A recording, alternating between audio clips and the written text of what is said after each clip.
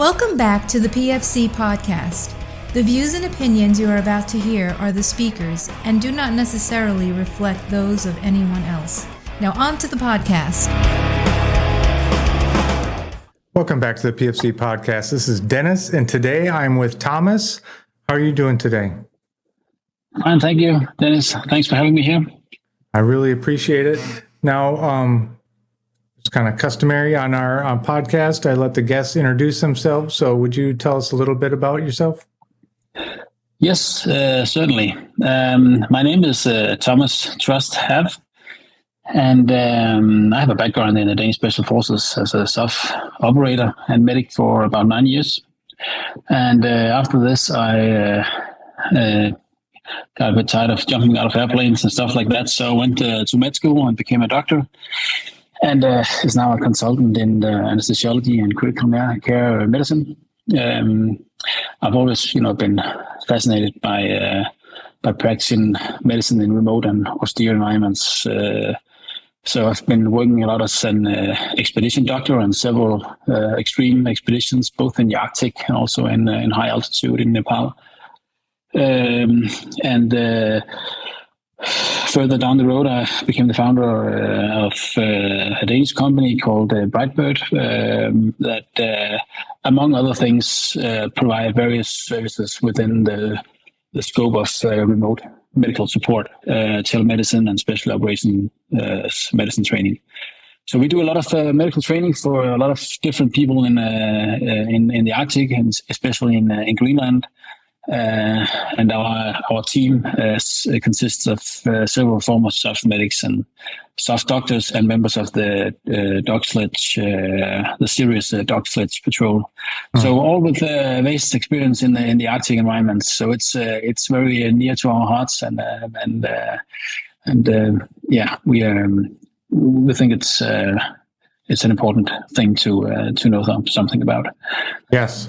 Now, being from North Carolina, it's a balmy 72 degrees, but in the winter it does get down to 40-something Fahrenheit. So obviously I'm pretty well versed in cold weather, but just in case I'm wrong about anything, that's why I have you here. So. Yeah, I think you would be right. It's 40 degrees is 40 degrees. But hopefully there's a little bit more civilization in North Carolina than there is in the middle of Greenland. It depends where you are, right? Yeah. Well, so jumping into it, the Arctic environment, how is this going to change TCCC? Like at some point there's going to be a place where metal is meeting meat. How is this going to affect TCCC? Well, I think the practice of medicine in isolated settings with extreme cold environment and also distinguished by a scarce population and limited resources and challenging logistics, it calls for modifications to the TCCC when you apply it in an Arctic or a very cold environment. So, I mean, in sub 30, 40 degrees, any person exposed, not injured, healthy person, they would die from hypothermia pretty quickly if they just lie down in the snow. So if we imagine this kind of tactical scenario, a lot of things are going on in the Arctic regions right now, and there's been a lot of focus on Arctic operations, due to all the political change that's been there for the last decade or so. But if we imagine a tactical scenario in an Arctic setting, so maybe a SOF team infiltrated 3 days on snow scooters, minus 40 degrees Celsius, which I think equals 40 degrees Fahrenheit, actually.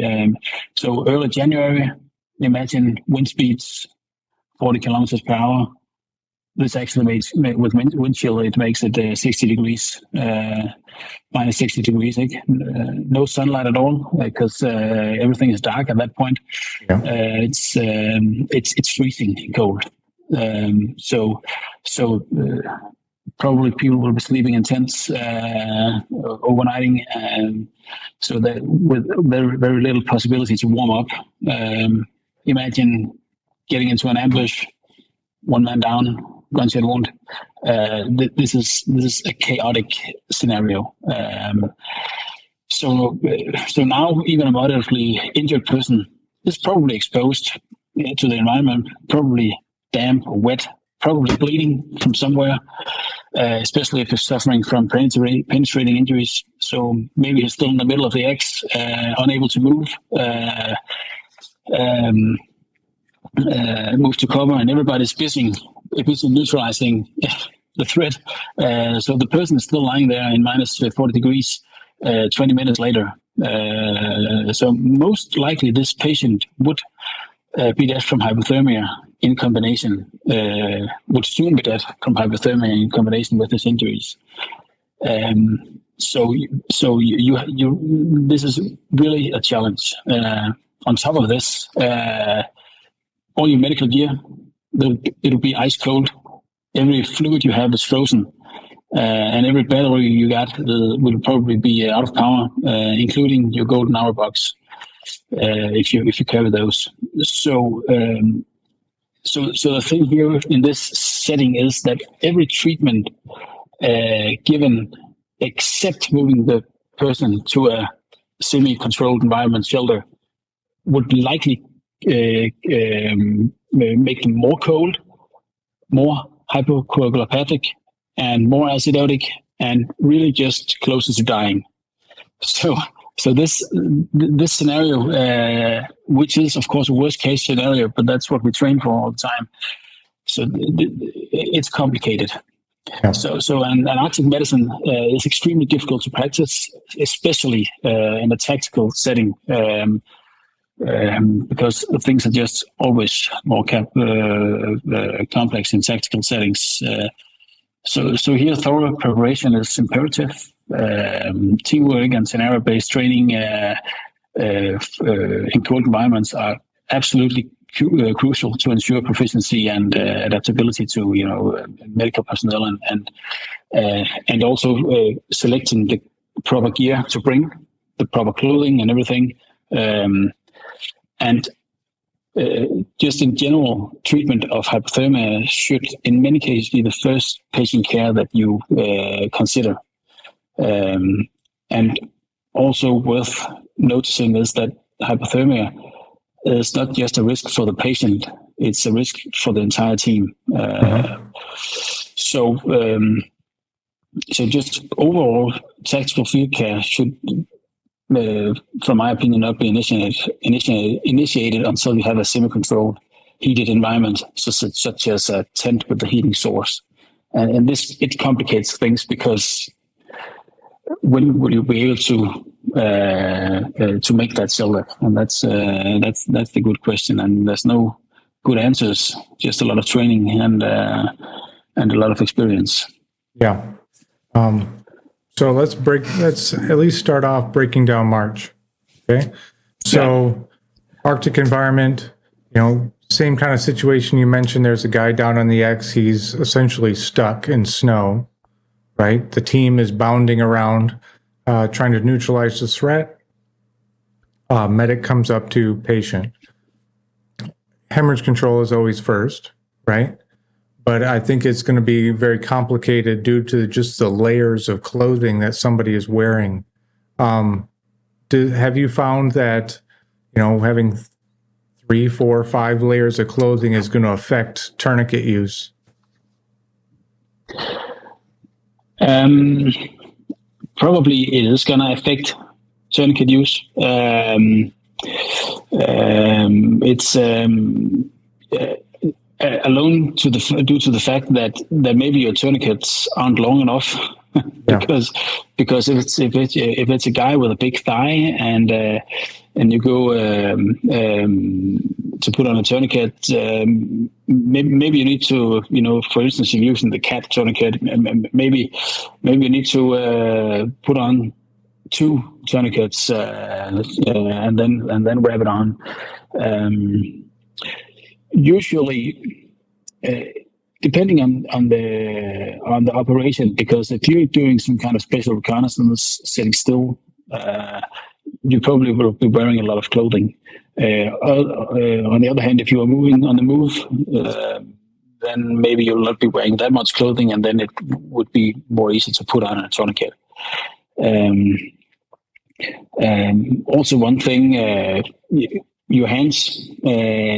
It's very difficult to put on tourniquets with big mittens on or big gloves. So this should be practiced because normally we don't practice putting on tourniquets with gloves on. And if we have gloves on, practicing it, we usually just take it off. And taking it off in this temperature, it'll make you get frostbites in minutes. Yeah. So it's there's, as with a lot of these things, there are no good answers, but some principles are still should be considered. So first of all, try not to take your gloves off. So you need to train with your gloves on for these things, and test your tourniquets. See, okay, how much clothing can I actually wear before I need to use another tourniquet? I need to adjust it. Those things are pretty important. And of course, in the initial care under fire, you won't take clothing off, but we generally think that the march should not be initiated until you are in a semi-controlled environment. Okay. So but of course there can be any kind of circumstances that you would need to deviate from this. But in a minus 40 degrees environment with a moderate wind, you would be dying from hypothermia very, very fast, especially if you're bleeding. Yeah. And so exposing the chest or the abdomen or anything else would probably make them die from hypothermia very fast. Okay. So it's a problem, of course. Okay. So you guys aren't doing anything until you get to some kind of structure, whether it be hasty, whether it be pre-constructed already?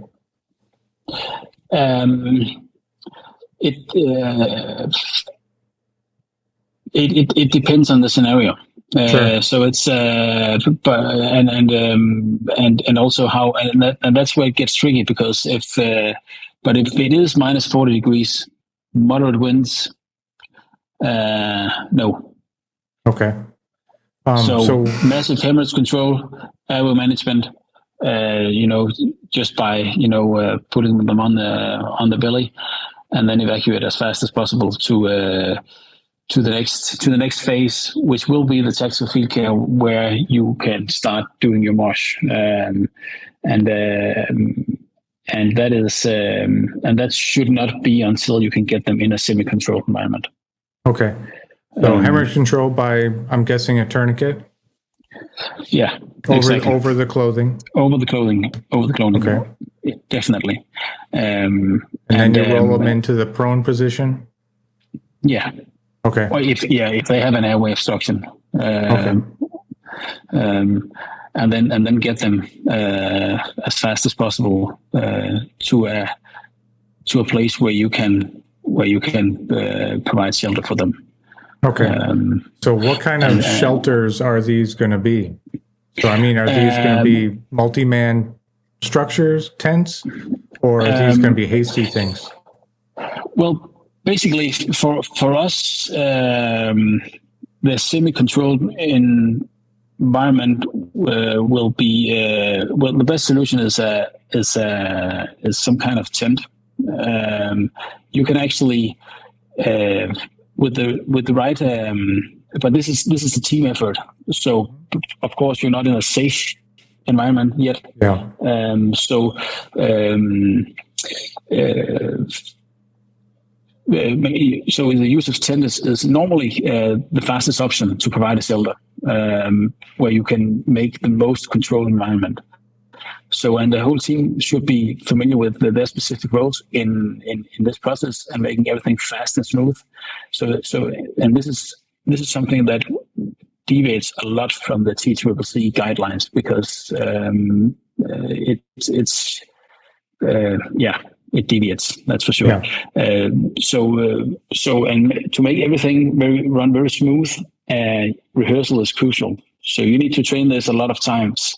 But actually, and you also need to prepare, for instance, your tent to this. So you need to glue the tent poles together, so it's easier to raise the tent.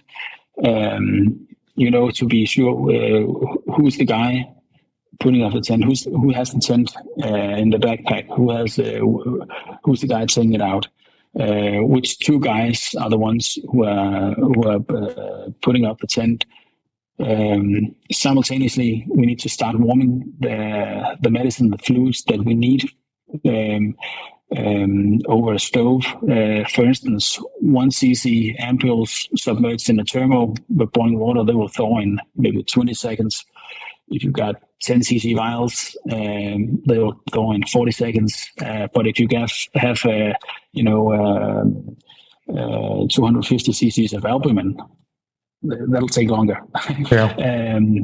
So if you know that you need your batteries, if you need to intubate a patient, you know that you need batteries for the light source. Maybe you need to store those as well in a plastic bag, submerged for maybe 2 to 5 minutes in a thermo. That'll make them work. IV lines, they must be warmed and unpacked. Must be warmed before you unpack them, otherwise the plastic will just break. So as soon as the tent is up, this should, I think I mentioned it, take no more than 5 minutes or something. And of course, you should have proper security around the tent. So as soon as the tent is up and the area is secured, you can move the patient inside the tent, immediately putting them on some kind of insulation, whatever you got. But this should not be a coincidence what you put them on. This should be rehearsed a lot of times, so you know exactly what you're going to do in this scenario. So start any active heat source available. We recommend 2 multi-fuel burners placed on top of a rigid platform, stable platform, and but this should be the same platform you use when you overnight in the tents. And these 2 stoves, they will heat up a 4 packs tent in maybe 10 minutes or something. So it's pretty fast, and it'll get hot in there. Yeah. So one operator should attend the stove at all times, but also assist the medic, because in a 4-man tent, you can actually be 1 medic, 1 helper / assistant, and the patient lying down. And at this point, you can start exposing the patient and do your full march. Okay. And of course, as soon as the patient is stable enough to continue, you should dismantle everything and carry on. Yes. To the next phase, and maybe you can go on for an hour or something. Then you need to put up the tent again, check the patient, see if everything is all right. Now, what you're saying makes a lot of sense. But when I first joined the Army, I joined in the 10th Mountain Division, and their whole thing is cold weather there's no mountains there, ironically, but everybody talked a game when it came to cold weather stuff, but when the snow actually came, like distances that you were able to travel just shrink down to nothing. It takes time to move. It's difficult to move. So how far away, without getting into specific tactics and things like that, but like how far away from the X, I mean, you're still going to have to move a few hundred meters, terrain feature, something like that, just to get out of bullet range. Yeah, and that's and you could be forced to move a lot longer than that. So the time from the X to where you can actually put up your semi-controlled environment, it can be even longer, because a lot of Arctic regions, they have vast distances. You can see long distances, and it's difficult to hide. It's difficult to get to cover. So a lot of different ways they're using for movement. So it can be snow scooters. It can be some units still use skis, and then you're really in trouble, of course. Yeah. So it's there's no good answer for that. That's the boring answer. It'll depend. Yeah. But this is not. I think in most cases this will be a long distance. And this also mean that you have to. So actually, in the care under fire, doing massive hemorrhage control, air management, one thing that should also be considered is: do we have something readily available to pack this patient further? Maybe a blowout sleeping bag you can just provide, or some BB bag or something that can provide some wind shelter for the patient as well. So if you can just quickly wrap them up in this to prevent further hypothermia. Yeah. I mean, unfortunately, there's no easy answers like, just do this. If you buy this gear, like everything works out just fine. But I don't think guys really respect how difficult it can be to move in those environments, the distances that need to be traveled, and just the environment, which is working against both sides, of course, is going to completely affect, what you've been trained on and what you've probably practiced when it comes to regular TCCC. No, exactly, and I think you're right. It's and that's the difficult thing with this environment. So it's and it is tough, and also because we don't have the SOF community don't have a lot of experience operating in these areas, because mostly it's in a desert. I think we have experience being there. Yeah. But what we don't have experience is actually fighting somebody there. Exactly. Yeah, exactly. So fighting and also being in a prolonged field care setting, because everything is just frozen. Everything is just cold, and everything is just very hard to get done. So it's that is a difficult thing. So we're getting to our tent. We're getting the tent set up. They got the stove running, warming things up. I'm guessing you're not using firewood, right? You're probably using some kind of chemical fuel. So different kinds of petrol gas would do it. That's usually, so we use with our multi-fuels, we use pumps, and it's a pretty pretty clean flame.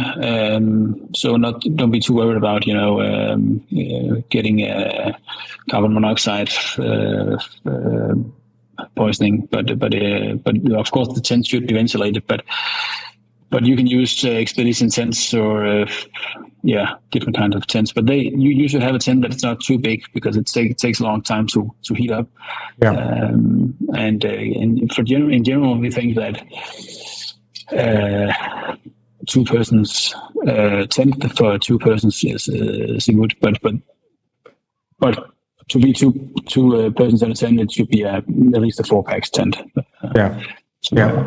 And those will the suffice for this use. Yeah.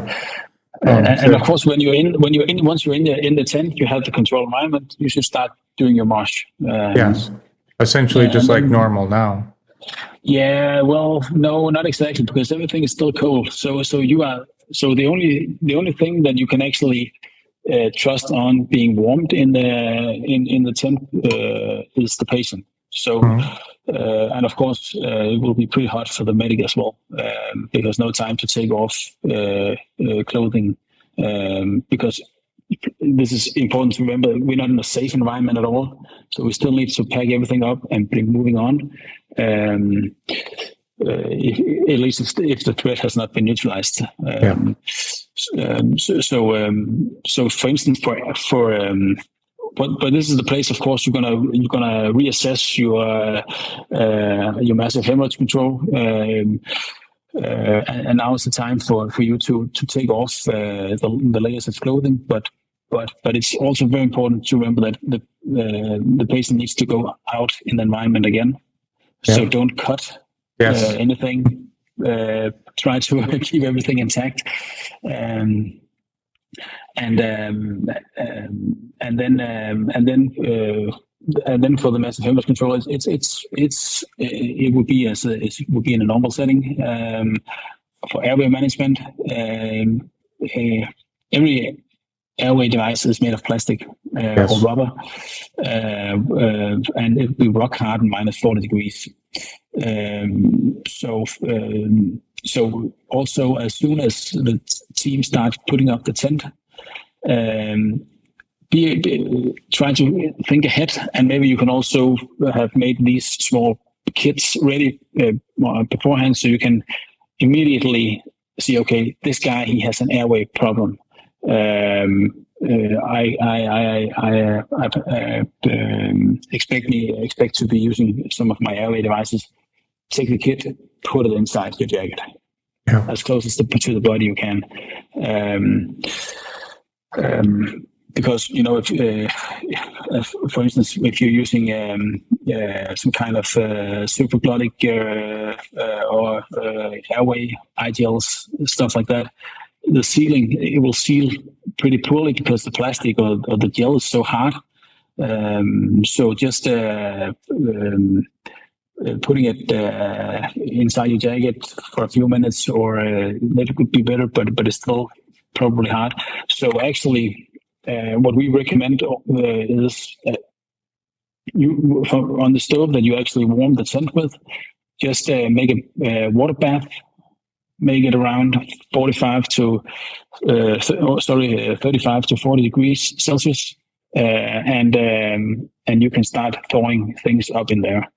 So, for instance, if this is the place, okay, we need to give blood, we need to give fluids, we need to thaw some some ketamine. Then now is the time and the quickest place to do it. Inside the water bath, heat it up, give it to the patient, and then you can get on with your treatment. So another thing to be careful of when if you are in a setting where you need to intubate or do a crike, you need to ventilate the person afterwards. Probably if they're not breathing properly for themselves, and just putting them out in the cold air again, you will be giving them -40 degrees air inside the lungs. So you definitely make them colder by this. I mean, wouldn't you have damage to the lungs just from that cold of air? Because it's not going through. It doesn't do going through the nose and get moist. You would eventually. Okay. So probably not for small amounts of time, but it will be a problem, of course. Yeah. Is there a technique, or either you found out or it's not known to me? Is there a way to warm the air that you're bagging? We haven't found a good solution yet, I would say. But there is ways of, putting, and the problem is if you're putting, for instance, a longer tube extender and put it inside the patient jacket or something, you'll have a pretty big dead space. Yes. So that's not something that can be recommended. We haven't figured out something very effective yet, and also this is extremely rare that this is necessary, but it should be something that should be considered if you get in that situation and need to ventilate a patient with cold air. Yeah, so definitely. If you only give him an advanced airway if he actually really needs it. Yeah, exactly. Yeah. So you mentioned like your narcotics and things like that, rewarming them. Have you noticed a change in efficacy having frozen ketamine or frozen midazolam or frozen whatever, rethawing it and then using it? Well, no, there's no drug that I would. Basically, we don't know very much about it. The literature is not very strong on this subject, so we don't know something about when you warm drugs. In general, you should be careful about that, but in general, that's not that big a problem actually. So the problem is, the mean kinetic temperature. So if the temperature,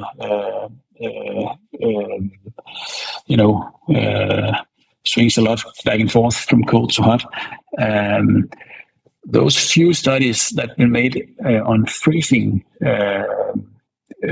drugs did not find significant decrease in efficacy on those tested drugs. There is some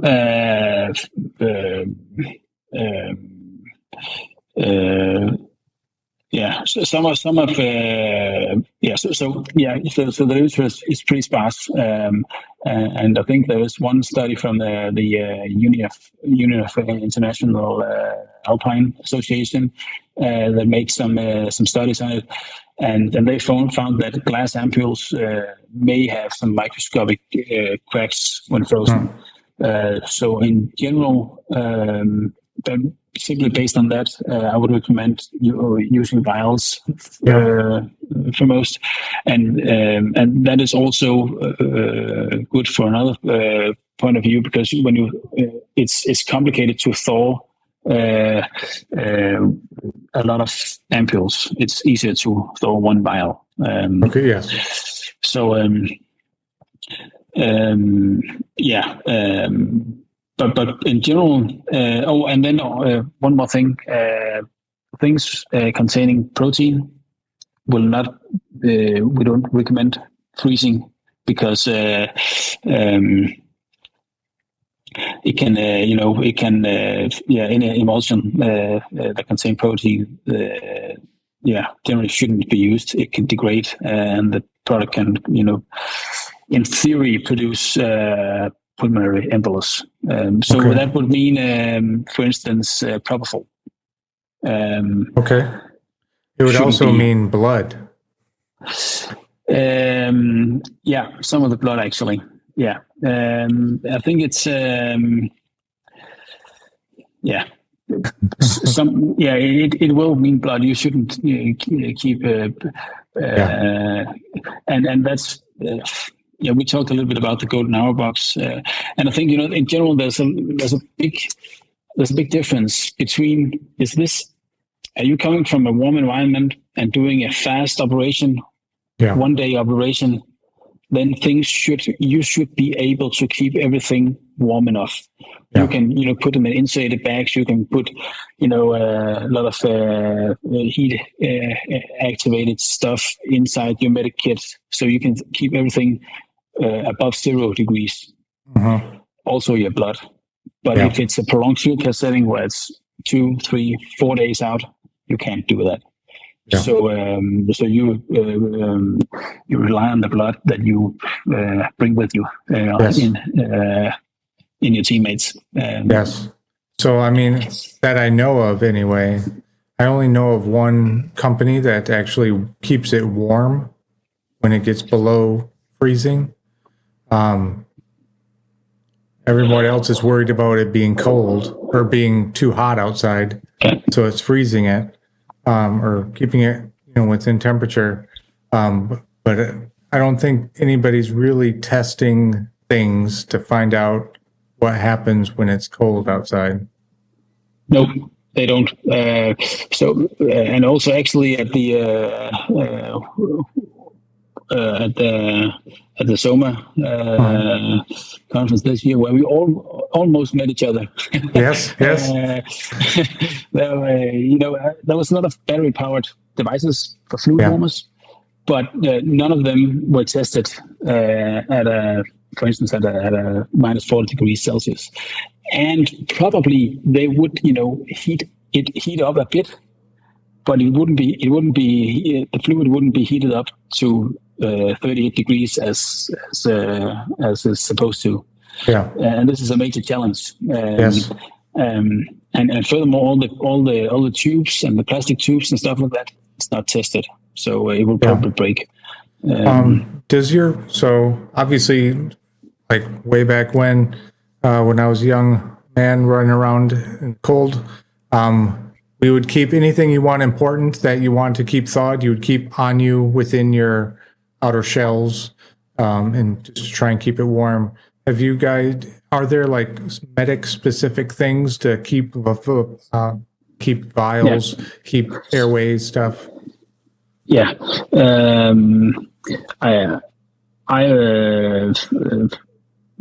I always keep so my emergency drugs, so ketamine, morphine, and preferably vials and not ampoules. And then your choice of antibiotics that you can give in an IV line. So ertapenem is one of them. It could be others as well. Also, one thing that's pretty important to mention is that we have a lot of experience being in the Arctic, in very cold environments, and we do not recommend bringing IV fluids in plastic because it will leak and get contaminated once it thaws, and it is actually possible to get crystalloids in glass bottles, and of course albumin will come in glass vials as well. So this is also another challenge of bringing blood products, because they're always in plastic. What about FDP, like freeze dried plasma? So you have to reconstitute it, but at least it wouldn't be damaged, I would imagine. Yes, you could actually you could do that because it's in a glass vial. I haven't tried it, but we use those in the pre-hospital ambulances as well here. So the problem with this is that you need fluid to put in. And it takes time, to thaw the fluids, but it can be done, of course. Okay. We've talked quite a bit about at least that initial shelter.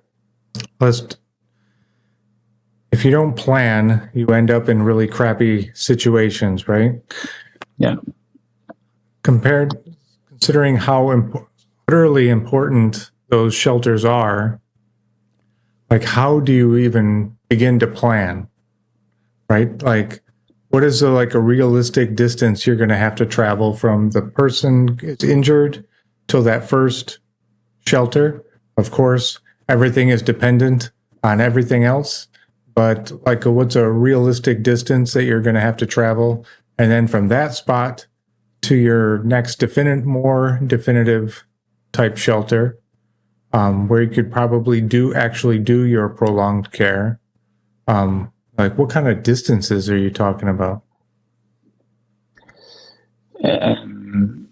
Yeah, can you? I'm not quite sure what kind of scenario do you mean, Dennis? So okay, like we mentioned, a guy on the X, he's been shot through the leg, right? We get him off the X. We're trucking across the wilderness there. Like how far is a realistic distance? How many, is it kilometers? Is it meters that we're going to need to travel to get to at least a quasi-safe place to throw up my 4-person tent to start my march, to then tear it down and then travel again to, my next, hopefully more secure location to probably do my prolonged care? Yeah, it's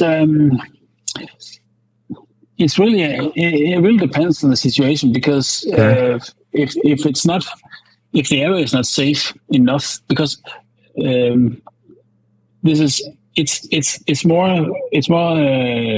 not just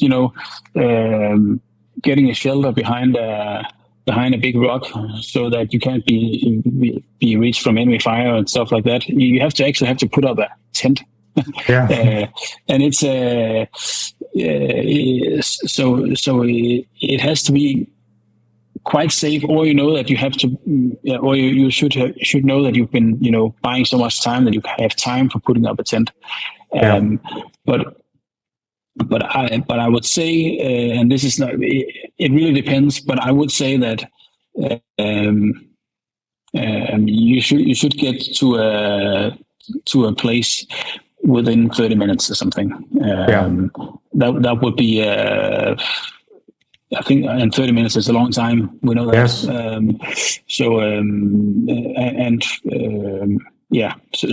So I think it's my best. Yeah, of it's course. My best, I mean, nobody's figured it out, because nobody's that I know of anyway has actually done it. You know what I mean? And so a lot of it is we're going to have to talk and war game until, God forbid, we end up having to do it for real, and then you find out what the real answer is. Yeah, exactly.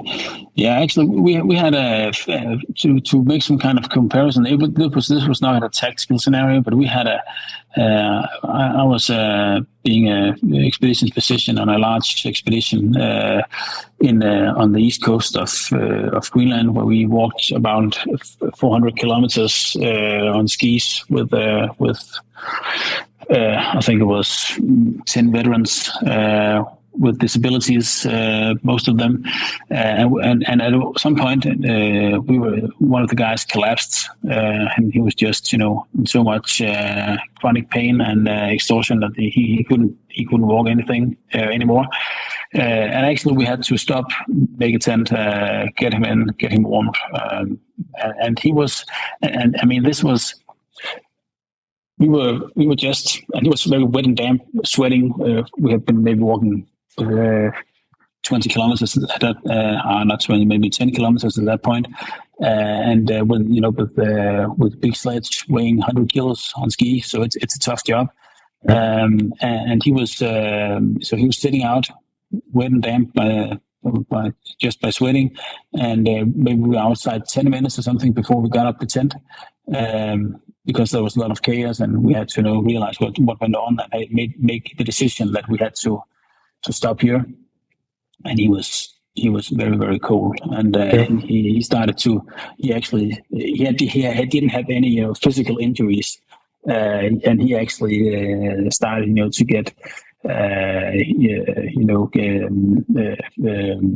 his consciousness started to decrease and getting symptoms of hypothermia just by sitting there, and we immediately putting up some kind of temporary shelter around him, while the other guys putting up the tent.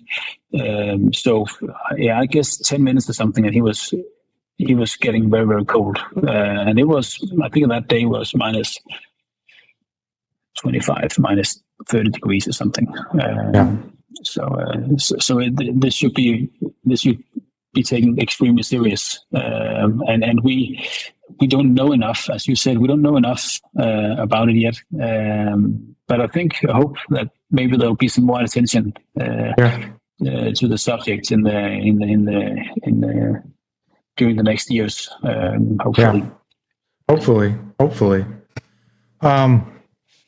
So, of course, I have extensive experience just from being in North Carolina about being cold, right? I want to go to the Arctic, right? I want to be able to operate in that environment. What do I need to prepare for, whether that be physically, whether that be gear-wise, just to exist in that environment? Well, it depends on how far from civilization you would like to travel. Very far. I think, very far. Yeah. Okay. I think, the rules for surviving in this area is not that different from what you need if you get a real casualty. So basically, what we recommend for putting up a semi-controlled environment, it's actually the same that I would choose for a civilian expedition. But of course, you should take good care of what kind of clothing you bring. We only use wool because it's the best choice. It can get wet and you're still warm. But I think actually the most important thing is that you should test your equipment, and you should be familiar with what kind of equipment you bring and know how to use it. And then the second thing is that most times when you are very austere places, that you need to carry your stuff yourself, or at least there's a limited. You can carry a limited amount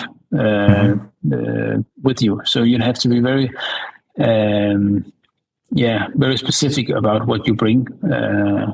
So that's and also for medicine and stuff like that. Even though it's if you bring that, good stoves. Good stoves, that's impossible. That's important, and you need to how to use the stoves. So you need to be able to, because when you get to a shelter, you will be cold probably, and so your fingers will be cold. You need to have your gloves on. You can this shouldn't be taking too much time to get the stove running. You need to be able to put up your tent very fast. You need the wind can be very strong those places, so it needs to be strengthened in all weak points, and so on and so on and so on. So there's a lot of preparation that should be going on before you take off. Very good. Do you have any final thoughts as far as guys that are not at all used to this environment? Like there's people that go there and hang out and come back, but nobody's actually had a real fight there. Would you have any kind of final thoughts if, God forbid, something were to happen? So it would definitely be keep the patient warm at all costs. That is your top one priority. And maybe massive hemorrhage is also a priority, but that's because it's so easy to fix. Yes. But keeping people warm should be your priority, and I just have to, because that's I know we're running out of time here, but it's just, think of doing missions in Afghanistan or any other hot place, Iraq. Think of, if you've seen a patient, a bleeding patient on the ground, you know that they are cold. They are very, very cold, and it's plus 40, 50 degrees Celsius. Yeah. It's hot. Yeah. Taking that same person to a minus 40 degrees environment, it's a difference in almost 100 degrees Celsius. So I think that's the most, I can't say it more clearly how much you should focus on the hypothermia prevention. Yeah, very good. Well, thank you, Thomas. I really appreciate it. Thank you. Thanks for listening to me. That's it for today's podcast. Be sure to go to our website, www.prolongfieldcare.org. Find us on Facebook, YouTube, Instagram. Subscribe and stay on the bleeding edge of combat medicine. This is Dennis for the PFC Podcast. Out.